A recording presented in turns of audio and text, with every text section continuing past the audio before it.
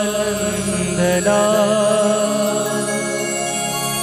कृष्ण गोविंद गोविंद हे गोपालनंदना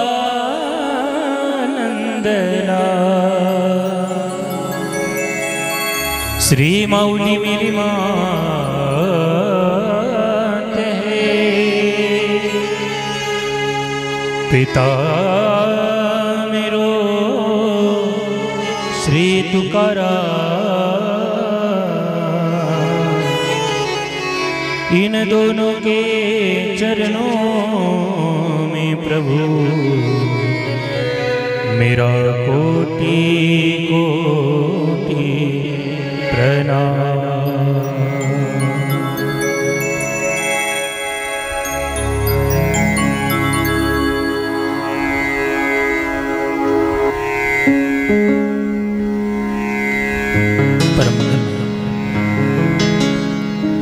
अकारण करुणावरणालय भक्तवांश कल्पतरू पितांबरधारी अयोध्याधीश प्रभू रामचंद्रजी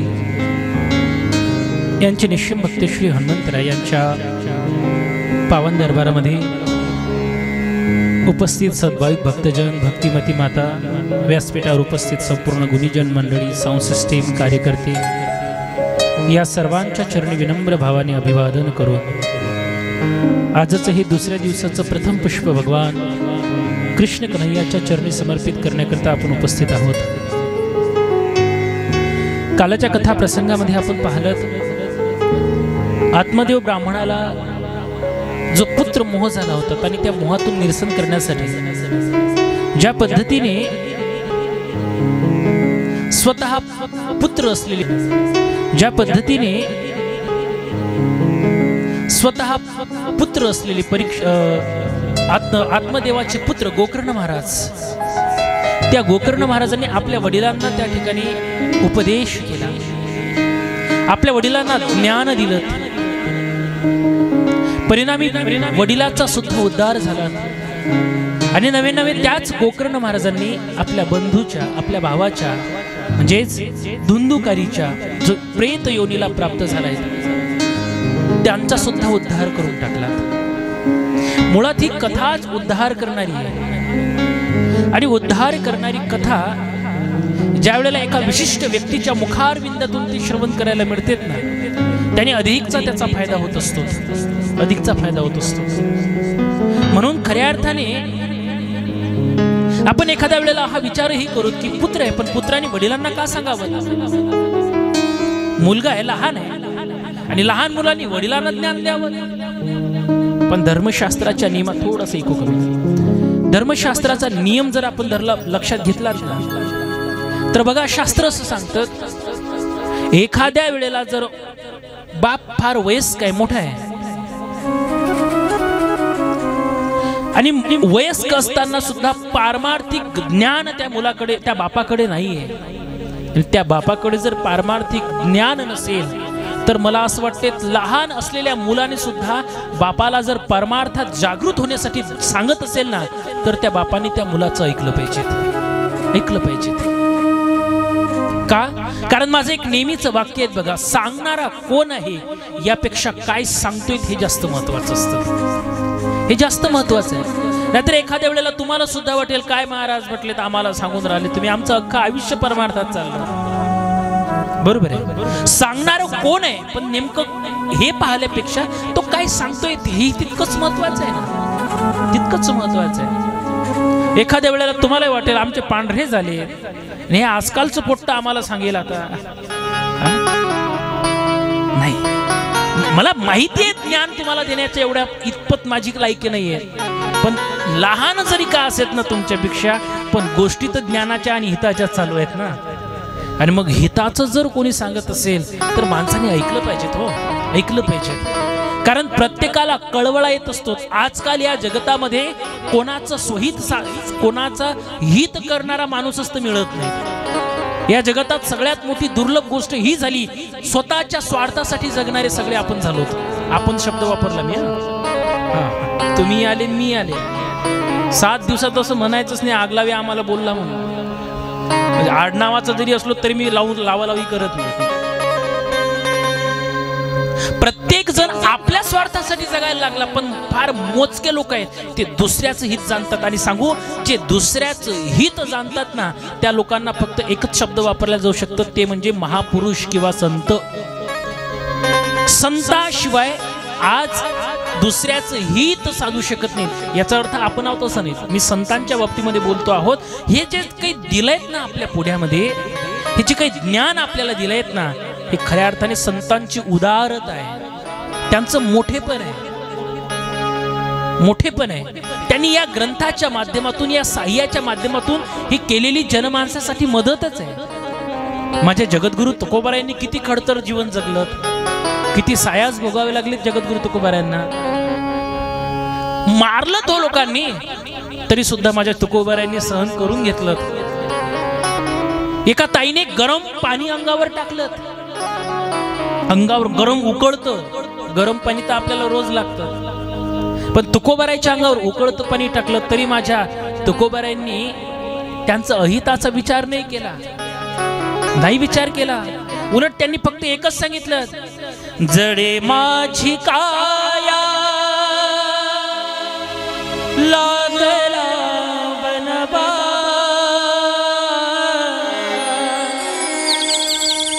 जडे माझी काया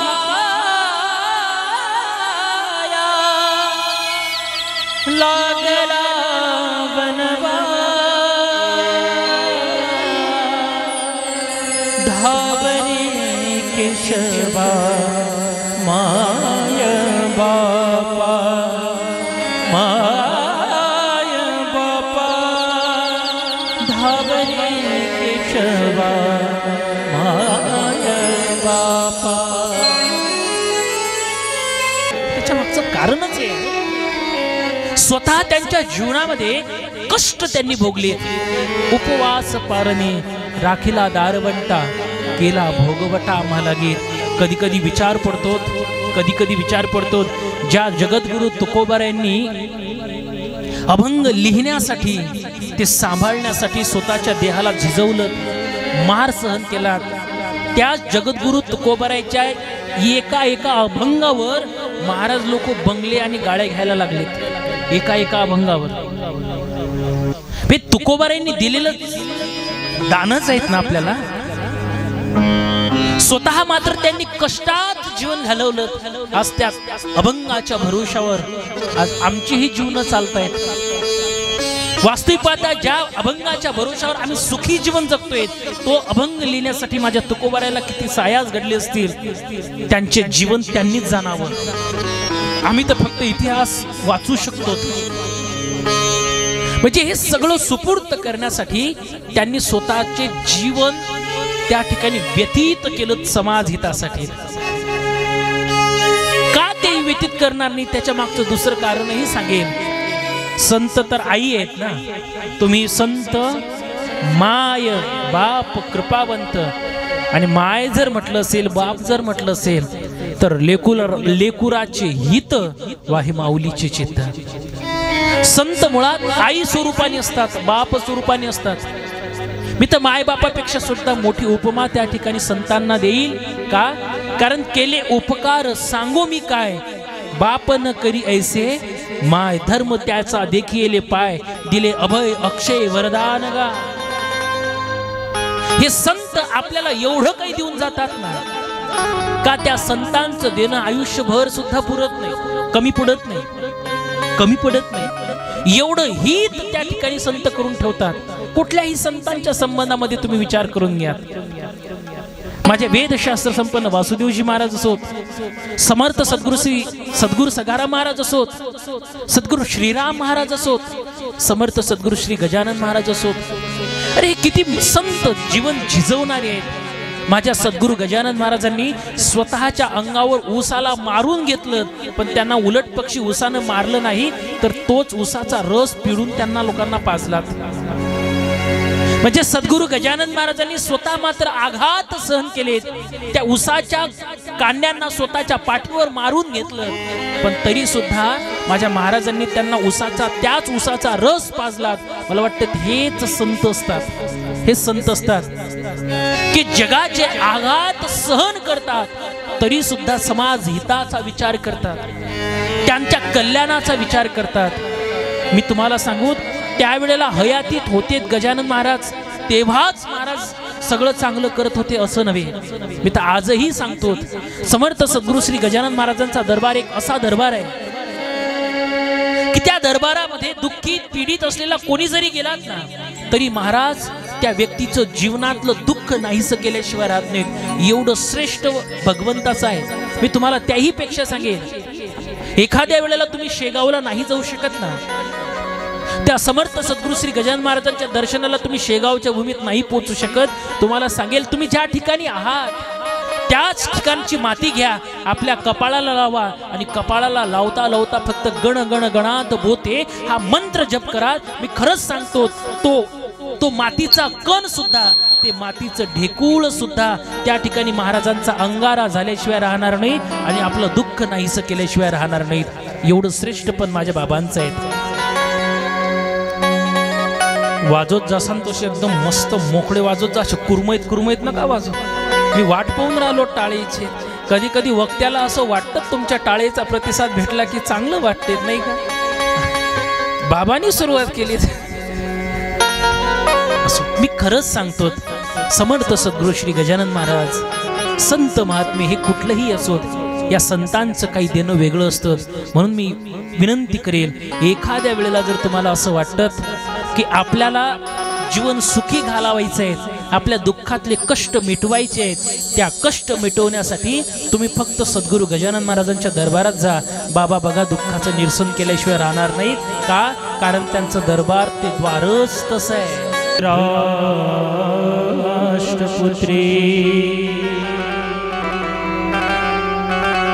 महाभारताचं युद्ध संपलं, सर्व कौरव मारले गेलेत, दुर्योधनाची सुद्धा मांडी फोडलीत आणि मांडी फोडलेले रणांगणात पडलेला तो दुर्योधन, त्याचं सांत्वनपर भेट देण्यासाठी अश्वत्थामा गेलात. आणि तो अश्वत्थामा ज्या वेळेला गेलात ना, त्यावेळेला दुर्योधन पडलेला, धारातीर्थी पडलेला पाहिल्यानंतर अश्वत्थामा सांगायला लागलात, मित्रा कसं आहेस? दुर्योधन त्याला पाहिल्यावर रडायला लागला. आणि रडायचं कारण काय? दुर्योधनाला सांगितलं, मित्रा रडू नकोत, आपले कौरव मेलेत, मरण पावलेत, याचा खेद करू नकोत. दुर्योधन म्हटला, ते मूर्खा, तुला कोणी सांगितलं? म्हटलेत, मी माझे आप्तेष्ट मेलेत म्हणून खेद करतोय.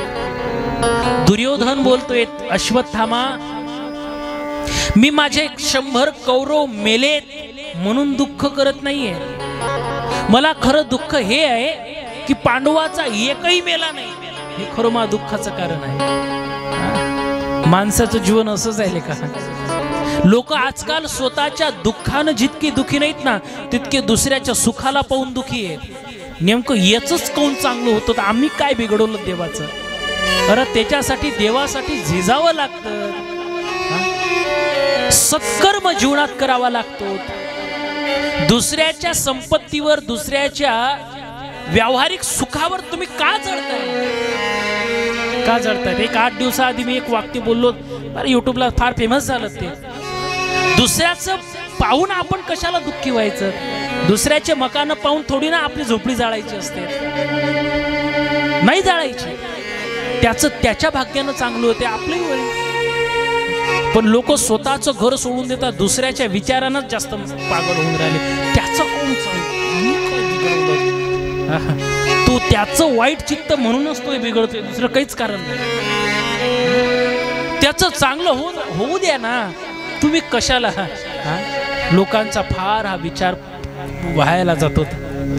दुर्योधन तोच विचार करतोय, मला 100 कौरव मेलेत याचं दुःख नाही, पांडवाचा एकही मेला नाही याचं जास्त दुःख आहे. तो म्हटला, एवढं असेल ना, कशाला चिंता करतोय? म्हटले, एकच कर. म्हटले, काय? बघ म्हटले, काही वेळात त्या ठिकाणी पांडवाची शिर तोडून तुझ्या जवळ आणले नाही तर या नावाचा अश्वत्थामा नाही. अश्वत्थामा रागात निघालाय. पांडव सगळे विजयोत्सव साजरा करत असताना शिबिरामध्ये कोणीच नाही, पण अश्वत्थामाला वाटलं पांडव सगळे शिबिरात झोपलेले असतील. म्हणून त्या शिबिरामध्ये, त्या कुटियेमध्ये पोहोचलेत आणि त्या पोहोचलेल्या त्या ठिकाणी अंधारामध्ये, काडोखामध्ये 5 पांडव पुत्र झोपलेले आहेत. अश्वत्थामाला असं वाटलं ते पुत्र आहेत की काय, त्या ठिकाणी पांडव आहेत की काय. म्हणून अश्वत्थामाने एकाचं धड शिरा वेगळं केलं, शिर घेतले, उचलले आणि त्या ठिकाणी दुर्योधनाच्या जवळ घेऊन गेलात. दुर्योधनाच्या जवळ नेताबरोबर दुर्योधनाला असं वाटलं जे एवढ्या कौरवांना साध्य झालं नाही ते अश्वत्थाम्याने अगदी काही वेळात शक्य केलं तरी कसं. ज्या वेळेला न्याहारून त्या ठिकाणी त्याने मुख पाहिलेत ना, त्यावेळेला दुर्योधनाला सुद्धा दुःख झालं. दुर्योधन म्हणायला लागला, अरे अश्वत्थामा काय केलंस तू? अरे नेमका आमचा कुळ पुढे चालवणारे हे 5च उरले होते, त्यांना सुद्धा तू मारून टाकलं रे, खूप वाईट केलं. हा शोक व्यक्त करता करता दुर्योधन त्या ठिकाणी धारातीर्थी पडला, मरण पावला. पण इकडे मात्र त्यावेळेला द्रौपदी शिबिरामध्ये आली, कुटियेमध्ये आली आणि तिने पाहलत ना, त्यावेळेला खऱ्याच अर्थाने खूप रुदन करायला लागली. कारण मला वाटतं वाक्य बोलू नये, पण विषय आला म्हणून बोलतो. मला वाटते जीवनातलं सगळ्यात मोठं दुःख तेच आहे की आई जिवंत असताना, आई पुढे, बापा पुढे ज्या वेळेला आपला मुलगा जातोत ना, ते फक्त मायबाप जाणू शकतात त्यांचं अंतःकरणातलं दुःख काय असते. माता शिशूना निधन सुता निशम घोर परित्यक्तमाना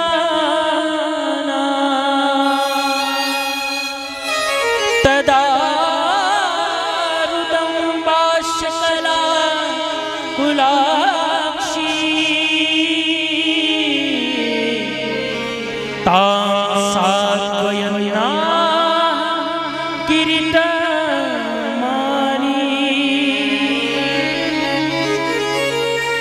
आईच्या पुढे पुत्र जर त्या ठिकाणी जात असेल, काय वाटत असेल त्या आईच्या मनाला, त्या आईच्या मनाला काय वाटत असेल. ती आई कधीच विसरू शकत नाही. त्या मुलाचा चेहरा सदैव तिच्या डोळ्यासमोर येतो. आमचे सगळ्यात मोठे भाऊ वारलेले आहेत. आम्ही ज्या वेळेला पहिल्या वर्गात होतो, मला वाटते भाऊ दुसऱ्या वर्गाला होते, आमचे सगळ्यात मोठे भाऊ. पण तुम्हाला सांगू, आजही ज्या वेळेला एखादा प्रसंग घडतो त्यावेळेला आईला आठवण येते.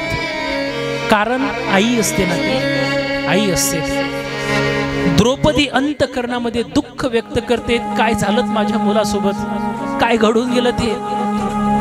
अर्जुनाने शपथ घेतली, भीमदादाने शपथ घेतली, ज्याने कोणी माझ्या मुलाला मारलेत ना, त्यांना द्रौपदी तुझ्या पायावर पटकवल्याशिवाय राहणार नाही, हा विचार केला. आणि त्या ठिकाणी गेले, माहिती पडलं अश्वत्थाम्याने वध केलाय. आणि म्हणून अश्वत्थामाला पकडलं आणि द्रौपदीच्या जवळ आणलं. आणि द्रौपदीच्या जवळ आणल्यानंतर द्रौपदीला विचारायला लागले, द्रौपदी सांग म्हटलं याच्यासोबत काय करायला पाहिजे. खरं सांगा, आपण काय केलं असतं. जिचे पुत्र एक नव्हे 5 पुत्र एकट्या व्यक्तीने मारले, पकडले गेलाय आणि आपल्या समोर उभं केलंय, काय म्हटलं असतं आपण एकच सांगितलं असतं, शरीराचे तुकडे तुकडे करा, मारून टाका. पण माता द्रौपदी आहे. द्रौपदी माता सांगतायत, उवाच चासहन्तस्य बंधना नयनम सती मुंचता मेषम ब्राह्मणो नितराम गुरु. प्रभू त्याला सोडून द्या. म्हटले का सोडून द्या? अरे म्हटले तुम्हाला एक सांगतो, माझे पुत्र जरी मेले असलेत ना, तरी माझ्या पुत्रांना मला माझ्या पतीचा आधार आहे, मला माझ्या पतीचा आधार आहे. हिचा पुत्र जर मारला गेला तर कृपी मातेला मदत करणार कोणीच नाहीये. आणि म्हणून अशा कृपी मातेला जर मदत कोणी करणार नसेल तर तुम्ही जर त्या पुत्राला मारलं तर तिचा सांभाळ कोण करेल. म्हणून त्या मुलाला मारू नका. मला वाटते की या कथेची कधी कधी गरज आहे. लोक आपलं किती जरी वाईट करण्याचा प्रयत्न करू द्यात, आपला कितीही आपल्याबद्दल वाईट विचार करू द्या, त्यांच्याविषयी वाईट विचार करू नका लेका. त्या समोरच्या लोकांना आपलं काय वाईट चिंतायचं ते चिंतू द्या. आपण मात्र भगवंताच्या चिंतनामध्ये राहा. चिंतन करत राहिलोत ना, एक दिवस हे सगळे लोक कपट करणारे आपला शुद्ध मार्ग पाहून आपल्या सोबत सत्संगाला लागल्याशिवाय राहणार नाहीत. या लोकांच्या नादाला लागू नका.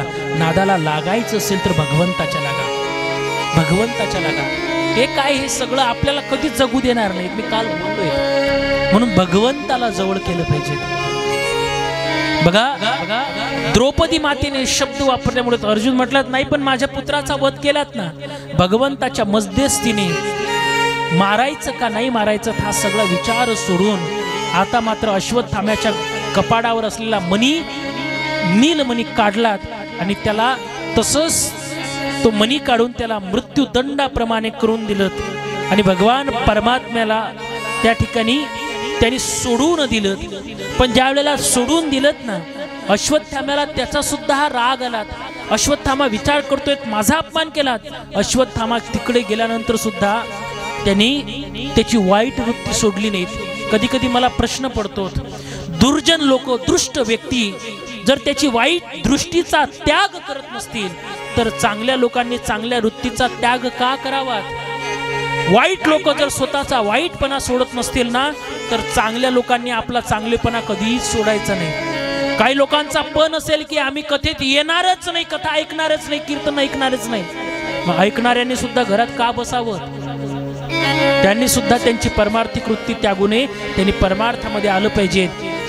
दुर्जन असलेला अश्वत्थाम्याने बदला घ्यावा म्हणून उत्तरेच्या गर्भावर नारायणास्त्र सोडलं. आणि नारायणास्त्र जसं सोडलं ना, उत्तरेच्या लक्षात आलं आणि उत्तरेने माझ्या भगवान कृष्ण कन्हैयाचं स्मरण केलं. पाही पाही जगन महान योगीन, देव देव जगतपते, नान्यम तोद भयम पश्ये यत्र मृत्यू परस्परम. पाही पाही महान योगीन, देवाची आराधना केली, देवा रक्षण करा, देवस्तुती केली. आणि म्हणून देवस्तुती करण्याचा परिणाम असा झाला, गर्भाला त्या ठिकाणी त्यांनी वाचवलं. कृपाळू देवाने सूक्ष्म रूप धारण केलं. सुदर्शन चक्राने ते नारायण अस्त्र त्या ठिकाणी निष्क्रिय केलं. आणि निष्क्रिय केल्यानंतर भगवान निघून गेले. खऱ्या अर्थाने पहिल्याने गर्भात दर्शन त्या गर्भाला झालं, भगवंताचं दर्शन झालं, चतुर्भुज देवाचं दर्शन झालं. तो गर्भ ज्या वेळेला बाहेर आला, बाहेर येता बरोबर इकडे तिकडे शोधाशोध घ्यायला लागला. तो पाहायला लागला. तो पाहत असल्यामुळे त्यांना प्रश्न पडला, नेमकं हे पाहतं काय? ते पाहायला लागलं म्हणून त्याचं नाव ठेवलं परीक्षिती. बोलिये परीक्षित महाराज की. परीक्षित महाराजांचा जन्म झाला. आणि परीक्षित महाराजांचा जन्म झाल्यानंतर त्या ठिकाणी परीक्षित महाराज थोडं मागे पुढे करून वय मोठं होतंय, राज ज्ञान त्यांना त्या ठिकाणी यायला लागतं. भगवान परमात्मा थोडे पुढे निघायला लागले ना लागले. ते निघत असताना त्या ठिकाणी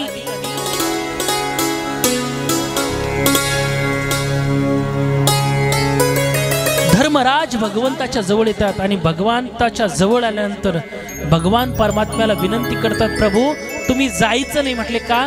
तुमचा एक भक्त वाट पाहतोय गंगा तटावर, आणि गंगा तटावर वाट पाहतोय असं म्हटल्यानंतर भगवान परमात्मा आले. आणि आल्यानंतर पाहतात तो काय, आपल्या डोळ्यासमोर प्रत्यक्ष त्या ठिकाणी भीष्म पितामह धारातीर्थी पडलेले आहेत.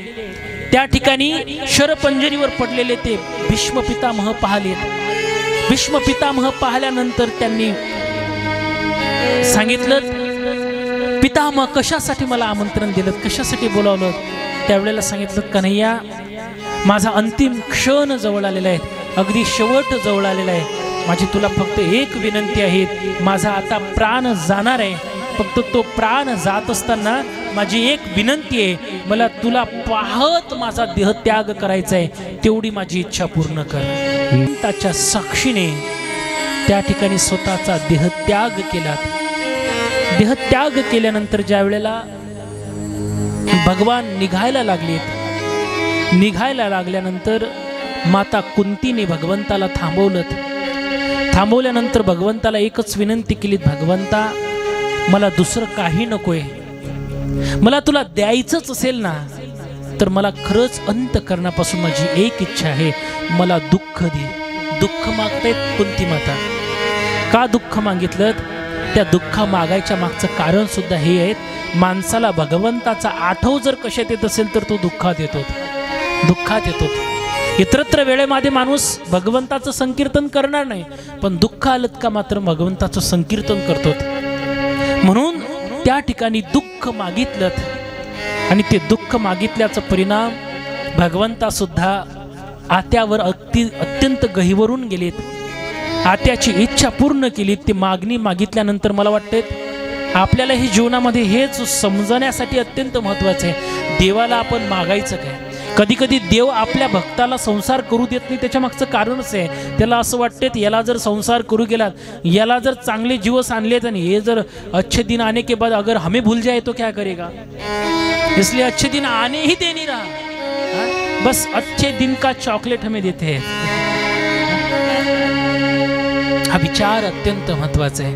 भगवान परमात्म्याने ते केलं आणि पुन्हा तिथून निघून गेलेत. तिकडून निघून गेल्यानंतर अर्जुन ज्या वेळेला अनेक दिवस परत येत नाहीत, हे ज्या वेळेला त्यांनी पाहिलं ना, त्यावेळेला अर्जुन परत आलेत आणि सांगितलं. धर्मराज म्हणतात, अर्जुना तू एवढा नाराज काय, आणि एवढा नाराज असताना सुद्धा तुझा चेहरा नाराज का झालाय, काय झालं, रुदन का करतोय. त्यावेळेला सांगितलं आपले कृष्ण कन्हैया राहिले नाहीत, त्यांनी त्या ठिकाणी स्वधामाला गेलेत. हे शब्द जसे त्यांचे ऐकलेत ना, सर्व पांडवांनी सुद्धा विचार केला, हे जर असं असेल आपण सुद्धा का राहायचं, आपण सुद्धा का राहायचं. म्हणून त्यांनी सगळ्या पांडवांनी राजा परीक्षितीचा त्या ठिकाणी राज तिलक करून दिला आणि राज तिलक करून गेल्यानंतर निघून गेले. प्रत्येक स्वर्गाला जाण्याच्या वाटेवर जे लागलेत ना, पण फक्त धर्मराज आणि एक कुत्रा हेच फक्त त्या ठिकाणी स्वर्गात पोहोचू शकलेत. इतरत्र सगळेच्या सगळे त्या ठिकाणी मागे थांबलेत, अवनी तलावावरच राहून गेलेत.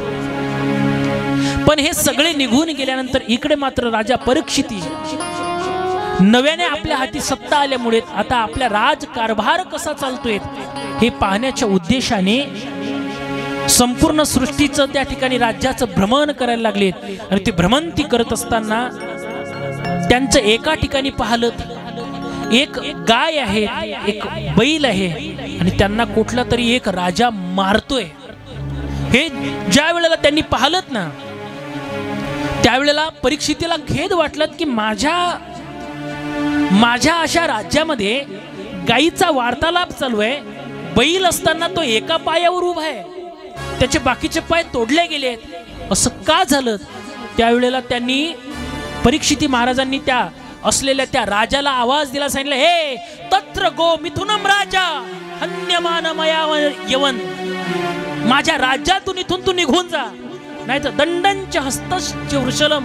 का तू दंड देऊन राहिला त्या ठिकाणी, काय चूक झाली त्यांची, चले जाओ मेरे शहर से, मेरे गलियों से, मेरे राज्य से. हे ज्या वेळेला सांगितलं ना, त्यावेळेला तो बोलायला लागलात, महाराज मी जाऊ तरी कुठं, मी जायचं कुठं, चंद्र सूर्य आहे तोपर्यंत सगळं तुमचं राज्य आहे आणि तुमच्या राज्यातून मला कुठं जायत नाही. राजा म्हटले जाणार नाही तर मरण. तो म्हटले मी शरण येतो आणि शरणार्थीला मरण देत नसतात. म्हटले मग एकच विचार केला, सांगितलं महाराज खऱ्या अर्थाने तुमचा युग जिथं सुरू झालात ना, तिथून तुमचा राज तिलक जिथून झालात ना, तिथून माझ्या सुद्धा युगाची सुरुवात झाली. महाराज तुमची इच्छा असोत वा नसोत, मला तुम्हाला या अवनी तलावावर ठेवायचं आहे, म्हणून मला वाटल्यास हवं तुम्ही काही ठिकाण द्या, त्या ठिकाणी मी राहायला तयार आहे. पण महाराज मी तुम्हाला शरण आलोय, मला तुम्ही इथून दवलू नका, मला काढून देऊ नका. म्हणून अशा त्या ठिकाणी विचारल्यानंतर त्यांनी त्याला 4 जागा दिल्यात. द्यूतपानम स्त्रियस्सुना यत्रा धर्मश्चतुर्विधम. त्या ठिकाणी 4 जागा त्याला दिल्यात. पण 4 जागा दिल्यानंतर तो म्हटल्यात सगळ्या खराबच जागा दिल्यात. द्रुतपान, मद्यपान, कत्तलखाना, कलह करणारी स्त्री, या सगळ्या ठिकाणी त्या ठिकाणी तुम्ही मला जागा दिल्यात. एखादी तर चांगली जागा द्या. एक चांगली जागा द्या म्हटल्यानंतर त्या ठिकाणी सांगितलं काही हरकत नाही, तुम्हाला मी रजो वैश्यच्या पंचनम 5वी जागा तुला देतो, ते म्हणजे सोनं. सोनं अशी जागा दिली. आणि सोनं जागा दिल्यानंतर इकडे परीक्षिताखालच्या लोकांसोबत बोलून राहिले. वळाखालच्या त्या साधकाला सांगितलं, त्या व्यक्तीला सांगितलं, तुला देवाचं दर्शन होणार आहे. म्हटले खरंच? म्हटले हा, फक्त एक करायचं आहे. म्हटले काय? या वळाला जितके पानं आहेत तितक्या दिवस तुला साधना करावी लागेल, मग तुला देवदर्शन देईल. त्यानं ते ऐकता बरोबर गोंगळं उचललं. म्हणे बा कोणो रिकामे धंदे करा एवढ्या दिवस, एवढे वळाचे पानं म्हणे, एवढ्या दिवस साधना करायची, देव भेटते नाही भेटत, विनाकारण रिकामे धंदे केल्यापेक्षा घरी राहायला पुरते. चाललं गेलं ना ते निघून गेलं. मग नारदांना वाटलं लेकाचं याच्या जवळ जाऊ. याच्या जवळ गेल्यानंतर नारदजी त्यांना सांगायला लागले, हे बाबा डोळे उघड. म्हटले बोला ना. साधू महात्म्यांचं दर्शन घेतलं, नारदांचं दर्शन घेतलं. आणि नारद म्हटले काय करतोय? सांगितलं भगवंताला प्राप्त करायचंय. म्हटले हो, भगवंताला प्राप्त करतो, तुला भगवंताचं दर्शन होईल. म्हटले मग फक्त एकच करावं लागेल, या चिंचेच्या झाडाला जितके पानं आहेत तितक्या दिवस तुला साधना करावी लागेल. म्हटले तुला देवाचं दर्शन नक्की होईल. तो एवढा आनंदित झाला. म्हटले खरंच मला भगवंताचं दर्शन होणार आहे. त्यांनी लगेच नारदजी गेलेही नाहीत तरी आपले डोळे मिटलेत आणि भगवंताचं संकीर्तन सुरू केलं. सुरू केलं ना केलं, लगेच भगवान परमात्मा त्या ठिकाणी प्रकट झाले. आणि प्रकट झाल्यानंतर सांगितलं, वत्सा डोळे उघड. आता डोळे उघड म्हटल्याबरोबर नारद तिथंच उभे होते. नारद भगवंताला म्हणायला लागले, हो देवा तू कधीपासून खोटा बोलायला लागलात रे? हा, म्हटलं काय झालं? काय झालं म्हणजे मला कशाला पाठवलं? मग पुढे तुम्ही तर सांगितलं की चिचेचं पानं जेवढे आहेत तितक्या दिवस साधना केल्याशिवाय दर्शन देणार नाही. मग तुम्ही आताच कसं काय दर्शन दिलं? त्यांनी एकच सांगितलं, अरे बाबा मी याचं मन पाहत होतो. पहिल्याचं मन पाहिलं, मला वाटतं चिचेच्या झाडापेक्षा वळाच्या झाडाला पानं कमी आहेत, पण तरी सुद्धा त्यांनी त्याची मानसिकता भगवंताच्या विषयी अंतःकरण पूर्ण नसल्यामुळे त्यांनी लगेच माघार घेतली. पण याच्या मनामध्ये माझ्याविषयीची श्रद्धा भक्ती अतूट असल्यामुळे, अधिक प्रमाणामध्ये असल्यामुळे त्यांनी लगेच त्या ठिकाणी होकार दिलात आणि तो संकीर्तनाला लागलात. म्हणून तर मी त्याला दर्शन द्यायला आलो ना. भगवान परमात्मा आपलं मन पाहतो, जिज्ञासा पाहतो, आपल्या अंतःकरणात किती आहेत. नारदांच्याही जीवनामध्ये तसंच झालं. आणि म्हणून नारदांना माझ्या भगवंतांनी लगेच त्या ठिकाणी दर्शन दिलं. आणि दर्शन दिल्याचा परिणाम असा झाला, त्या ठिकाणी नारद देवाचे पार्षद होऊन राहिलेत. त्याच्यानंतर पुन्हा प्रश्न पडला. त्या जो व्यासांना प्रश्न पडलेला होता त्या प्रश्नाचं निरसन झालं. आणि भगवान व्यासांनी 4 श्लोकापासून 18,000 श्लोकाची निर्मिती केली. आणि त्या 18,000 श्लोकाची निर्मिती केल्यानंतर ते आता लिखांतर पूर्ण झालं गणेशजीच्या हातून. पण आता त्या गणेशजीच्या हातून निर्माण झाल्यानंतर नेमकं या ग्रंथाचा प्रचार प्रसार कोणी करावा, तर तो कसा झाला आणि तो कोणाच्या माध्यमातून झाला, हे सुद्धा ऐकायची जिज्ञासा ज्या वेळेला झालीत ना, त्यावेळेला सुत महोदय त्यांना सांगायला लागलेत, बाबा खऱ्या अर्थाने परीक्षितीच्या माध्यमातून ही कथा जगतापर्यंत पोहोचली, पण त्या परीक्षितीचा जन्म कसा झाला हे विचारणा केलीत ना, त्यावेळेला त्या संबंधी उदाहरण त्यांना द्यायला लागले. देवदत्त नावाचा विणा घेऊन त्यांनी सुंदर असं गायन केलं. तो विणा घेऊन त्या ठिकाणी संपूर्ण ब्रह्मांडामध्ये नाचायला लागले. देवदत्त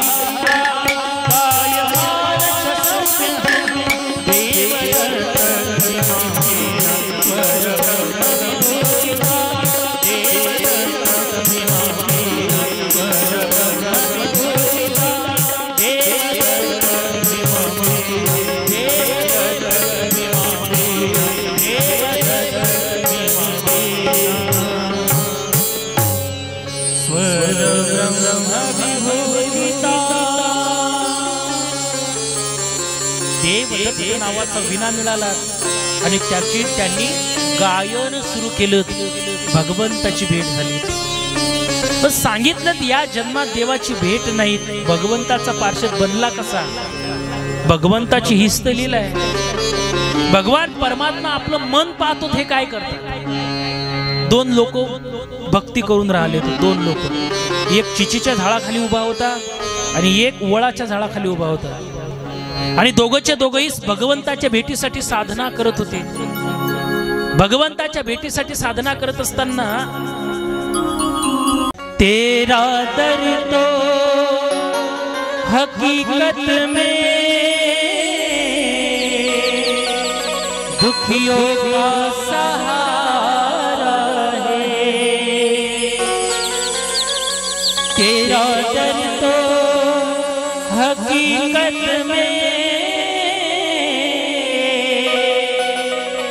दुखियों का सहारा है.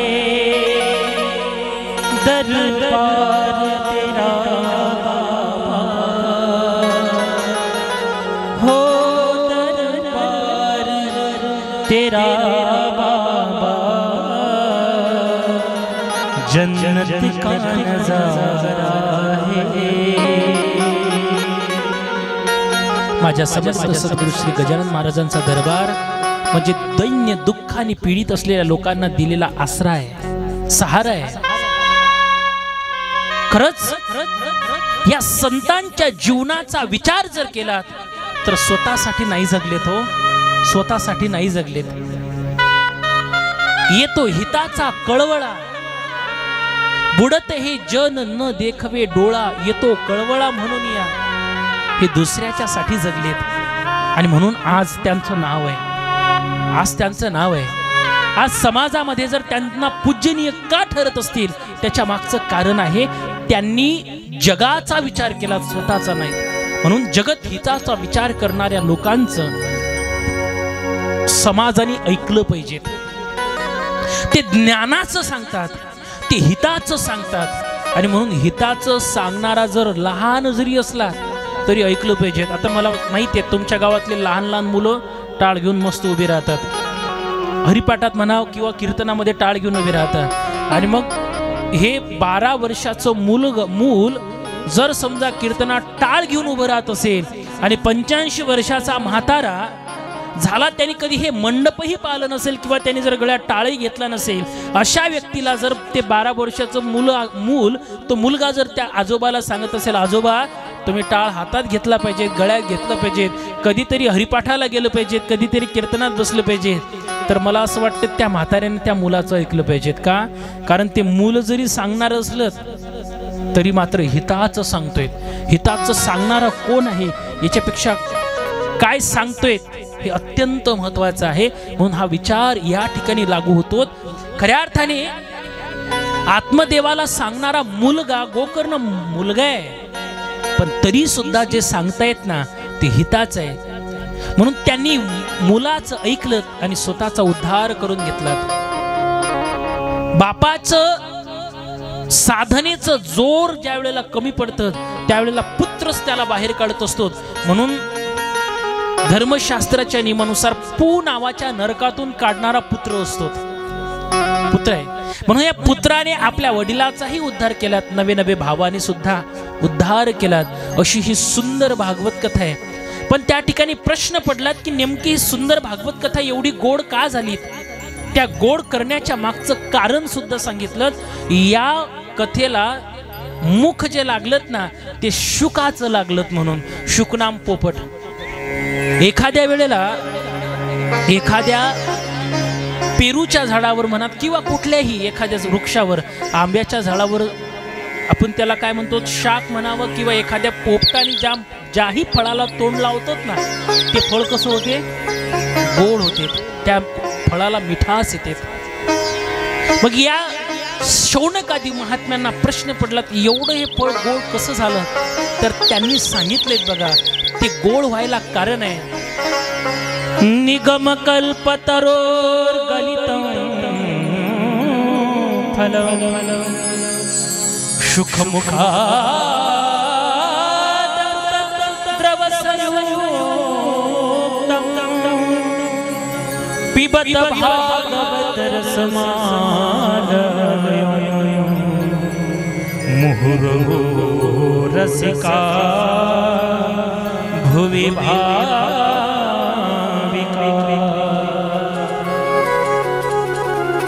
निगम कल्पतरोर गलितम फलम. हे वेदाच्या झाडावरून पडलेलं एक गोड फळ आहे भागवत कथा. आणि याच्यावरून ते पडलेलं असताना ते फळ तसं पडलं नाही. शुक महोदयांचं, शुक संतांचं, शुक महात्म्याचं मुख त्याला लागलं. त्यांच्या मुखारविंदातून ते श्रवण करायला मिळाली म्हणून ती गोड झाली. काहींना प्रश्न पडेल का हो महाराज, मग ही एवढी गोड झाली पण एवढं गोड असलेलं फळ ज्या वेळेला खाली पडलं ते फुटलं का नाही? फुटलं का नाही? तर त्याच्या मागची सुद्धा कारण आहेत.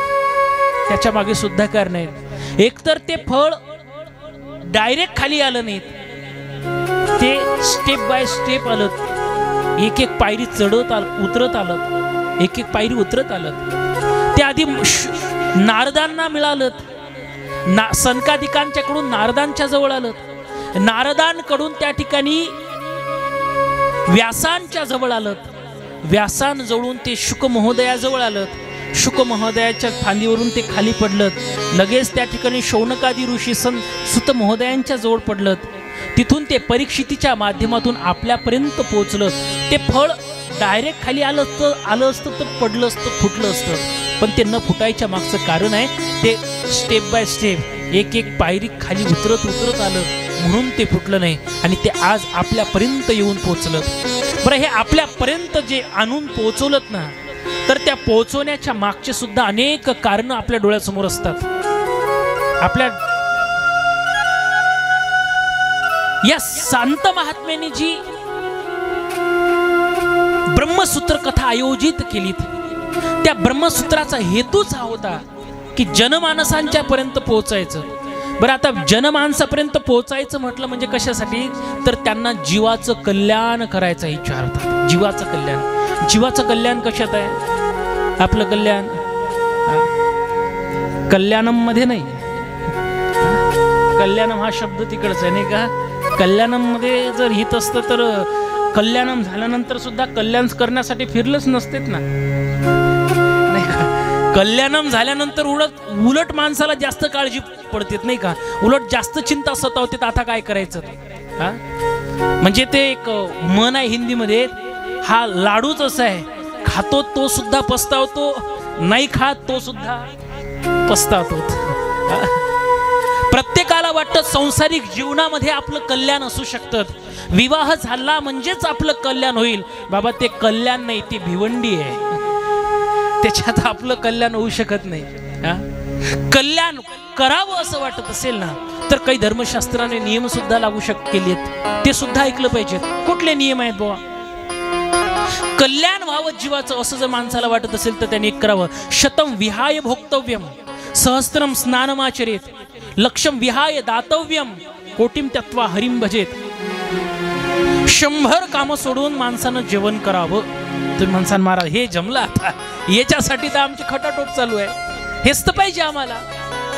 100 कामं सोडून जेवलं पाहिजेत. काही काही सकाळीच जेवतात, चांगली गोष्ट आहे. मी कुठं म्हटलं नाही जेवू नका, जेवलंच पाहिजे. धर्मशास्त्र सुद्धा तुम्हाला मुभा देते का शतम विहाय भोग, 100 कामं सोडून जेवा, पण त्याच्या आधी ऐकून घ्या पुढचं पण. नाही तर महाराजनं सांगितलं चालले कथा सोडून जेवायला, वाढ रे भाऊ, मग पो कथा घेता काय ती जाऊ दे. शतम विहाय भोक्तव्यम हे जरी सत्य असलं पण त्याच्या पुढे ऐका, 100 कामं सोडून जेवलं पाहिजे, पण सहस्त्रम स्नानमाचरेत, 1000 कामं सोडून माणसानं पहिले अंघोळ केली पाहिजे. जाऊ दे ना रे वा, कुठे भागते ना आता, जाऊ ना, थंडीत तर फारच कठीण काम आहे, हे म्हणत करा ना अंघोळ, जाऊ दे ना आता, नाही चालत. अंघोळ करावी लागते. आता अंघोळमध्ये स्नानामध्ये फरक आहे बरं. वेगवेगळ्या गोष्टी आहेत त्या. अंघोळ करणं वेगळी, स्नान वेगळं, काय पोहणं वेगळं, अंग ओलं करणं म्हणजे अंघोळच होत नाहीत, वेगवेगळ्या पद्धती असतात.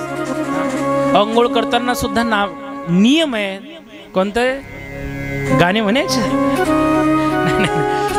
गाणे नाही, गंगेचे यमुनेचे व गोदावरी श्लोक म्हटले पाहिजेत, भगवंताचं नामस्मरण केलं पाहिजे, सर्व तीर्थाचं स्नान आपल्याला घडतं, हे त्याच्या मागचे नियम आहेत. म्हणून तर गळ्यात तुळशीची माळ पाहिजेत, कारण एखाद्या वेळेला आपण स्नान करता करता आपल्या मुखात नाव येत नाही, कारण काळजी असते दुसरीच, कोणती तरी काळजी असते. तेलाऱ्याला जायचं असतं, शेतातच जायचं असतं, मजूर पुढे गेलेला असतो, स्नान तर करायचं असतं. मग याच्यासाठी तुळशीची माळा गळ्यात असलीच ना की मग एखाद्या वेळेला स्मरण जरी नाही आलं तरी ते स्नान आपल्याला गंगेचं होऊन जातात. असे काही नियम आहेत. असो तर आता 1000 कामं सोडून माणसानं स्नान केलं पाहिजेत.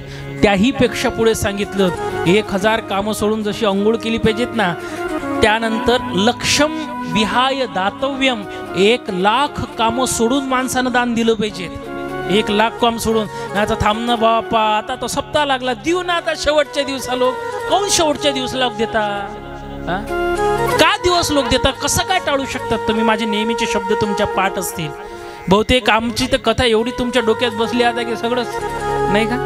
ते खरंच सांगतो यजमानजी, या एका गावच्या कथेसाठी मला वेगळा अभ्यास करावा लागते बा. काय नाही तर महाराज सांगायला माहिती आहे आम्हाला, तुम्ही ते सांगितलं होतं. मग हे तर म्हणून महाराज आता तुम्ही जे प्रमाण म्हणता म्हणे ते प्रमाणित त्याच्या पाठ झाले असतील. आणि चांगलं आहे, जिज्ञासू श्रोता असणं अत्यंत महत्वाचं आहे. तुमच्यामुळे काय असेल ना, मला आता ग्रंथ काढावे लागून राहिलेत ना, अभ्यास करावा लागतोय ना. पण एक लक्षात ठेवा, उदाहरण वेगळे देईल हो, कथा थोडी ना मी बदलू शकतो. कथा बदलण्याचा आपल्याला अधिकार नाहीये. जे त्या महात्म्याने लिहून ठेवलंय मला तेच सांगावं लागेल ना, त्या पलीकडे मी दुसरं तर काही सांगू शकणार नाही. मीच नाही, जगाच्या पाठीवरचा कुठलाच महाराज तो अधिक जन्मालाच आलेला नाही की तो स्वतंत्र त्या पद्धतीने कथानक सांगेल, स्वतंत्र त्या ठिकाणी नामावली देईल, असं नाही होऊ शकत. ती कथा कथाच आहे, त्या पद्धतीनेच भाव मांडता येतो. पण मला सांगायचं आहे, 1,00,000 कामं सोडून माणसांना दान द्यावं. वेळ काढूपणा करू नये, वेळ काढूपणा करू नये. दानासाठी तो व्यक्ती तुमच्या दारी आलेला नसतो, तर त्यांनी तुमच्या दानाची शुद्धी व्हावी म्हणून भगवंतांनी त्याला पाठवलेलं असतं. भगवंतांनी त्याला पाठवलेलं असतं. सामर्थ्य असूनही जो व्यक्ती दान धर्मादी क्रिया करत नाही, मुबलक असून सुद्धा दान धर्माच्या क्षेत्रामध्ये मागे सरतो, मला असं वाटतं, मला म्हटल्यापेक्षा धर्मशास्त्र सांगतात ते घर स्मशान आहे. मी माझ्या पदरीचं बोलणार नाही. म्हणून ऐपत असताना, कुवत असताना दान धर्मासाठी आलेल्या व्यक्तीला, दान देण्यासाठी किंवा मागण्यासाठी आलेल्या व्यक्तीला कधी बिनमुख पाठवू नका. 1,00,000 कामं सोडून आधी ते सलटून टाकायचं, नाहीतर मग थांब रे मग देतो. काही काही गावात तर फार कठीण काम आहे. हे वर्गणीवाले इकडून आले की हे मागच्या दरवाज्यातून चाललं जाते, मागच्या दरवाज्यातून. वा रे वा. काही काहीच्या घराला मागून दरवाजा नसलात ना, मग ते हे वर्गणीवाले दुरून येताना दिसले की त्याच्या पोराला सांगतात, बाबू जाय बाहेर जाय, थैले सांगतो बाबा घरी नाही. आता ते पोरग बापासारखं झामलं. हे बाहेर जाते पोरग, ते वर्गणीवाले समोरून आले, म्हणतात का रे वर्गणी पाहिजे, तुझे बाबा कुठे गेले? ते म्हणते मै बाबा म्हणतात घरी नाही. सांग बाप कुठे? बाप घरात. काय करावं त्या लोकांचं? दानामध्ये कधीच मागे सरू नका. माणसाचं दान हे धनाची शुद्धी करत असतं, धनाची शुद्धी करत असतं. माझं वाक्य तुम्हाला आठवत असेल ना, प्रपंच रूपी धरणाला दान रूपी दरवाजे असलेच पाहिजेत, दान रूपी दरवाजे असलेच पाहिजे. पाणी अडवू नका असं अजिबात नाही, पण पाणी अडवल्यानंतर जसं मर्यादेपेक्षा पाणी जास्त झालं ना, तर ते पाणी जसं गेटमधून सोडावं लागतं, नाहीतर धरण फुटू शकते. तसं प्रपंच रूपी धरणामध्ये पैसा रूपी धन रूपी पाणी नक्कीच साठवा, पण ते ज्या वेळेला सप्ताह येईल त्यावेळेला ते गेट सोडत चला. एखाद्या पंक्तीसाठी ते गेट सोडत चला. गणपती देवी असेल तर ते गेट सोडत चला, मिरवणूक असेल तर गेट सोडत चला. अशा गेट सोडले पाहिजेत, त्याला जंग लागत नाही, जंग लागत नाही. दान धर्माने माणसाला कधी कमी होत नाही. आता तर आयतं आहे, आयतं आहे ना, आले ना 1500 सगळेले. आता तर सगळं मुबलक आहे. आता या कार्यकर्त्याला कायचीच नाही. बुवानं वर्गणी कमी दिली की एका महिन्याचा पगार कमी, पण वर्गणीमध्ये कमी होऊ देऊ नका माता मावल्यांनो.